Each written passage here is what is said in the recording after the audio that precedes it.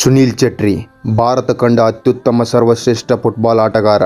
Bharat football ಇತಿಹಾಸದ ಮಹಾನ್ ಧೀಮಂತ ನಾಯಕ. ನಮ್ಮ ಬೆಂಗಳೂರು ಫುಟ್ಬಾಲ್ ಕ್ಲಬ್ನ ನಾಯಕ. ಫಿಫಾನಿಂದ ಕ್ಯಾಪ್ಟನ್ ಫ್ಯಾಂಟಾಸ್ಟಿಕ್ ಎಂಬ ಬಿರುದು. 94ಕ್ಕಿಂತ ಅಧಿಕ ಅಂತಾರಾಷ್ಟ್ರೀಯ ಗೋಲ್ಗಳು. ವಿಶ್ವದಲ್ಲಿ 4ನೇ ಅತಿ ಹೆಚ್ಚು ಗೋಲ್ ಗಳಿಸಿದ ಆಟಗಾರ.